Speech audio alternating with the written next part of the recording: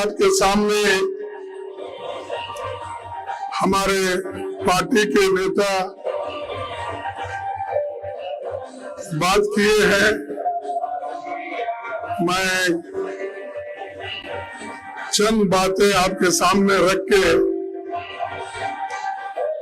अपने बात को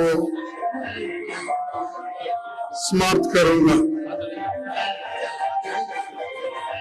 ये चुनाव बहुत ही महत्वपूर्ण चुनाव है, क्योंकि इस चुनाव में खुद मोदी साहब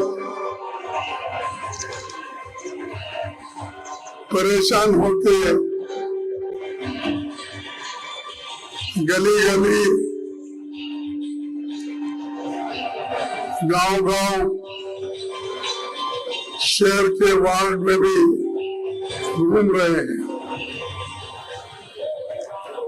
मुझे समझ में नहीं आ रहा, क्योंकि मैं भी 12 बार चुनाव लड़ा हूं और 11 बार तुम लोगों के आशीर्वाद से चुन के आया हूं।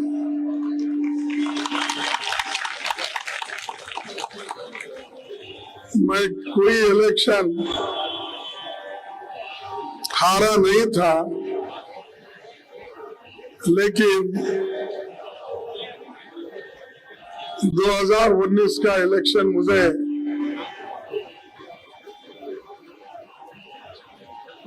प्रधानमंत्री जी और उनके सभी दोस्तों ने मिलके मुझे घेराबंदी बोलते क्या है करके तो हराए। ठीक है, ये तो डेमोक्रेसी में हार जीत तो होती है, इसका कोई मुझे रंज नहीं है, लेकिन डेमोक्रेसी इस देश में टिकाने के लिए, लोकतंत्र को बचाने के लिए, और जो बाबा साहब अम्बेडकर ने इस देश की संविधान तैयार की, उसकी रक्षा करने के लिए कांग्रेस पार्टी की जरूरत है, बीजेपी की नहीं। क्योंकि बीजेपी संविधान पर विश्वास नहीं करती, लोकतंत्र पर विश्वास नहीं करती है, सिर्फ किसी ना किसी तरीके से चुनाव जीतना, अधिकार अपने हाथ में लेना और उसका दुरुपयोग कैसा करना, ये बहुत अच्छी तरह से वो जानते हैं। और गुजरात अब 27 साल से मोदी जी और बीजेपी के हाथ में ही है। अब 9 साल से मोदी जी इस देश के प्रधानमंत्री होकर काम कर रहे हैं। इसके बावजूद भी गुजरात का जीडीपी क्यों गिर रहा है? गुजरात के लोग दिन पे दिन क्यों गरीब हो रहे हैं और चंदी लोग अमीर हो रहे हैं और गरीब गरीब बनते जा रहा है। मेरे पास एक आंकड़ा मिला, इस देश के 142 लोग एक साल में उनकी आमदनी 30 लाख लाख करोड़ बढ़ती है और 84% लोगों का इनकम घटते जा रहा है। क्या मोदी साहब को इसकी चिंता नहीं है? क्योंकि वो कहीं भी बोले देश की प्रगति और देश के डेवलपमेंट के लिए, गुजरात के डेवलपमेंट के लिए मुझे वोट दो, बार बार यही बात कहते आए। भाइयों और बहनों, मुझे देख के वोट दो। वो ये नहीं बोलेंगे अपने कैंडिडेट को देखकर वोट दो, बोलेंगे अपनी आइडियोलॉजी को देखकर वोट दो नहीं बोलेंगे, डेवलपमेंट को देखकर वोट दो ये नहीं बोलेंगे, मुझे वोट दो। भाई कितने बार आप ही को वोट देना ये बताइए। अरे म्युनिसिपालिटी में लोग अलग होते हैं, जिला पंचायत में अलग होते हैं, एमएलए में अलग होते हैं, एमपी के उम्मीदवार अलग होते हैं, लेकिन हर जगह मुझे वोट दो, मुझे वोट दो। और मैंने ये बनाया, मैंने वो बनाया, अपनी भाषा, और वो भी ज्यादा गर्व के साथ कहते हैं और बार बार कांग्रेस को टोकते रहते हैं।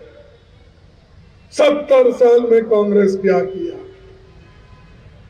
और मैं भी बार बार यही कहता हूं, अरे भाई 70 साल में इस देश में अगर लोकतंत्र नहीं बचा होता, संविधान अगर नहीं होती, तो मोदी जी आप और आपके दोस्त प्रधानमंत्री और मुख्यमंत्री नहीं बनते। ये देन हमारी है, हमने आजादी दिलाई।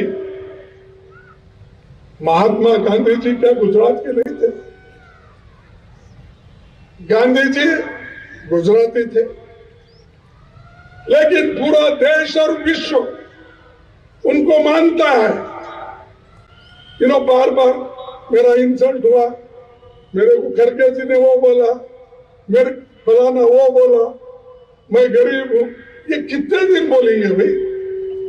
अब 9 साल से तो प्राइम मिनिस्टर हो, 13.5 साल तो यहां चीफ मिनिस्टर बने हो, फिर भी मैं गरीब हूं, मुझे ऐसा बोलते। अगर आपकी हालत यह है, मुझे बताओ उन दलितों की हालत क्या होगी, उन गरीबों की हालत क्या है, उन आदिवासियों की हालत क्या है, जो गरीब पिछड़े लोग हैं उनकी हालत क्या है? भाई कितने बार सिंपैथी पैदा करने के लिए या सिंपैथी के लिए कितने बार बोलते हैं। डेवलपमेंट की बात करो। पंडित जवाहरलाल नेहरू जी इस देश को बनाए, वल्लभ भाई पटेल इस देश को एकता के साथ रखा, गांधी जी आजादी दिलाई, मौलाना अब्दुल कलाम इस देश के साथ जुड़े, बाबा साहब अम्बेडकर इस देश के साथ जुड़ के संविधान बनाए। वो कभी नहीं बोले हमने ये कहा, हमने ये करे वो करे। कभी बोले गांधी जी अपने भाषण में मैंने तुमको आजादी दिलाई? कभी बोले नेहरू जी ने मैं भाखड़ा नानगढ़ डैम बनाया, अन्न की कमी थी मैंने ग्रीन रेवोल्यूशन लाया, व्हाइट रेवोल्यूशन लाया, अमूल जैसे संस्थाएं बनाए, HFD, HAL, बड़े बड़े पब्लिक सेक्टर्स ये सब बने। कभी उन्होंने ये नहीं बोला मैंने बनाया। हर एक चीज को मैंने बनाया, मैंने बनाया। कितने बार ऐसा ही बोलते हैं। अगर आपने बनाया है तो क्या बनाया? हमको क्या दिया गरीबों के लिए? इन्फ्लेशन, बच्चे अगर दुकान को जाते हैं, गरीब के बच्चे एक पेंसिल लेना है, एक बुक अपना नोटबुक लेना है,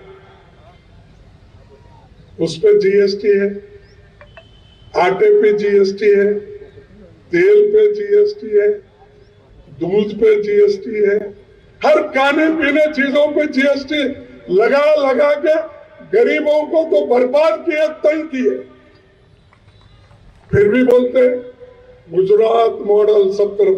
क्या गुजरात मॉडल यही होता है? गुजरात मॉडल वो होता है जैसा कि सनत मेहता जी ने यहां से पहले एमएलए थे, उनके जमाने में जो डेवलपमेंट हुआ उसके बाद अभी तक कुछ नहीं हुआ है। हुआ और जो अच्छी चीजें बनी आजादी के बाद वो कांग्रेस ने बनाई। लेकिन इन्होंने रोज उठ के यही बोलते हैं और बार बार ये भी बोले सो सुना। कांग्रेस मेरे को रोज उठ के 2 किलो गालियां देती। सुने होंगे ना? नहीं सुने आप? ये गुजराती टीवी में नहीं आया? आया? आ गया? अच्छा अच्छा, ठीक है। क्योंकि मैं कर्नाटक से आता हूं तो कन्नड़ा टीवी में इंग्लिश में देखता हूं। यहां भी आया था। कांग्रेस वाले, अपोजिशन वाले मुझे रोज 2 केजी गालियां देते हैं। अरे भाई मोदी जी, आपको कांग्रेस को गालियां दिए बिना हजम ही नहीं होता खाना होता। आप तो कांग्रेस को रोज 4 कुंटल गालियां देते, कभी मेरे नाम से, कभी सोनिया गांधी जी के नाम से, कभी राहुल गांधी जी के नाम से और नेताओं के नाम से। हमको बोलने का बोलना, कभी गहलोत साहब के नाम से। अरे आप तो कह रहे 2 केजी, हमको तो यहाँ 4 क्विंटल दे रहे हैं आप कह रहे, फिर भी हम सहन कर रहे हैं क्योंकि हमको देश के जनता का भलाई हम चाहते हैं। देश के लोगों के भलाई की तरफ हमारा ध्यान है। इसीलिए तो हम गरीबों को सोनिया गांधी जी ने ये फूड सिक्योरिटी एक्ट लाया, नरेगा जैसी योजनाएं बनाई, एजुकेशन के लिए मिड डे मील और एजुकेशन फ्री बनाया। लेकिन मोदी जी गुजरात में गरीब बच्चों के लिए कितने गवर्नमेंट मेडिकल कॉलेज खोले ये बताइए? सब प्राइवेट, सब बेच रहे हैं। जो हमने बनाया इन्होंने बेचना शुरू कर। यहां के रेलवे स्टेशन, यहां पोर्ट, एयरपोर्ट सब बेच के खा रहे हैं, सब दे रहे हैं अपने दोस्तों। और हमको पूछ रहे 70 साल में तुम क्या किया? भाई 70 साल में हमने कुछ किया है, वो आज आप सब रोज रोज बेच रहे हैं दोस्तों। और फिर हमसे पूछते क्या किया? इसीलिए अब तो उनको आप बहुत चांस दिए, इतना चांस दिए पाप विचारों को अब हजम नहीं हो रहा। तो हमको एक चांस दिया सरकार बना। एक बार देखो, हम हमेशा गरीबों की तरफदारी करते आए हैं, गरीबों के साथ है और हमारे लोग आजादी के लिए जान दी, कुर्बानी करी। देश को एक रखने के लिए इंदिरा गांधी जी अपनी जान दी। राजीव गांधी जी अपना जान दिया। आप तो लोगों के जान ले रहे हैं, देने का सवाल कहां था? हम तो एक रखने के लिए दे रहे हैं, फिर भी हम पे सवाल उठाते हैं। तो इसलिए वक्त की कमी होने की वजह से मैं आपसे यही कहूंगा, एक मौका हमको दो। और हमारा घोषणा पत्र यह है, आप सुने होंगे, अगर हमको मौका देंगे, इस बार तो ऐसा तो लग रहा है, सब जगह पत्रकार जब मिलते हैं, लोग जब मिलते हैं, लीडर्स मिलते हैं, महिलाएं मिलते हैं, तब हमको यही कहते हैं, साहब इस बार कांग्रेस के लिए अंडर करंट, उनके वोटर्स इनविजिबल है, दिखते नहीं, लेकिन अंदर से काम कर, तो हमारे वोटर इनविजिबल है। ये ऐसा होता है कभी कभी, डर इतना उन्होंने फैला के रखा है। कोई आजादी की बात करता है, यानी फ्रीडम ऑफ स्पीच, उसको अंदर डालते हैं। अपने हकूक की बात करता है, उसको अंदर डालते हैं। कोई उनकी बात नहीं सुनता है, छोटा मोटा व्यापारी भी है, तो उसको अंदर डालते हैं। तो उनका काम ईडी, इनकम टैक्स, इनको लगा के धमकाना, डराना, ये काम होता है। ये काम हम कभी किए नहीं। हम हमेशा सबको साथ लेकर चले, और ये तोड़ने की बात कर रहे। इसीलिए राहुल गांधी जी भारत जोड़ो यात्रा निकाली, सबको जोड़ने के लिए। महिलाएं जुड़ रहे, एनजीओ जुड़ रहे, वकील जुड़ रहे, डॉक्टर जुड़ रहे, छोटे मोटे व्यापारी जुड़ रहे, सभी लोग जुड़ रहे हैं। तो हमारा भारत जोड़ो है, और मोदी जी का स्लोगन है भारत तोड़ो। तो इसलिए भाइयों, अगर हमको चांस दे, हम 8 चीजें जो आपको बताए हैं वो करेंगे। अगर हमको यहाँ पर हुकूमत में लाएंगे तो एलपीजी गैस सिलेंडर हम 500 रुपए में देंगे, सब्सिडी देंगे, और 500 रुपए में गैस सिलेंडर। सरकारी कर्मचारियों को पुराना उनका पेंशन रिस्टोर करेंगे। 10 लाख नौकरियां यहां पर 5 साल में हम देंगे। 3000 रुपए बेरोजगारी भत्ता हम देंगे। जो कॉन्ट्रैक्ट लेबर पे, डेली वेजेस पे लगे हुए हैं, उनको नौकरी पक्की करने की वायदा हम करते हैं। 3 लाख तक की किसानों का कर्जा हम माफ करेंगे। लड़कियों को, हमारे बहनों को, बच्चों को केजी से लेकर पीजी तक हम फ्री एजुकेशन देंगे। और भर्ती नहीं करना, और 6000 स्कूल बंद कर दिए, 20,000 क्लासरूम बनना छोड़ दिए, क्योंकि उनके अमीर लोग हैं वो प्राइवेट स्कूल में फीस दे के जाते हैं। गरीबों के बच्चे कहां जाना, वो तो सरकारी स्कूल में पढ़ेंगे। सरकार उसकी जिम्मेदारी लेना।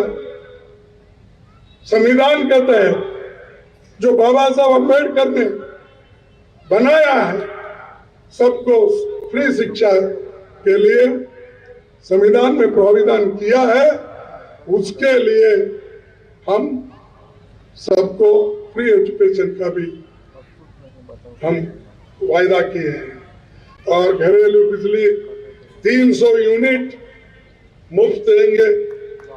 शहरी इलाकों में शहरी रोजगार योजना लगा। आदिवासियों के लिए पैसा अधिनियम जो भी उसके तहत हम देने का पूरा वायदा करते हैं और एक एक करके हम निभाएंगे। जो वायदे हमने पहले किए हैं वो हमने निभाया है। पहले किसानों का कर्ज 72,000 करोड़ रुपए मनमोहन सिंह जी और सोनिया गांधी से मिलकर माफ किया और वो सब करते हैं। इसीलिए हम वायदे जो किए उसको निभाते हैं। आप हमारा साथ दो। हमारे सत्यजीत गायकवाड़ जी है, उनको आप चुन के लाओ। उनका निशाना क्या है? पंजा है। इसीलिए आप सब मिलके उनको जिताओ, फिर हम मिलेंगे, जीत के बाद फिर आएंगे। इतना कहते हुए मेरे भाषण को समाप्त करता हूँ।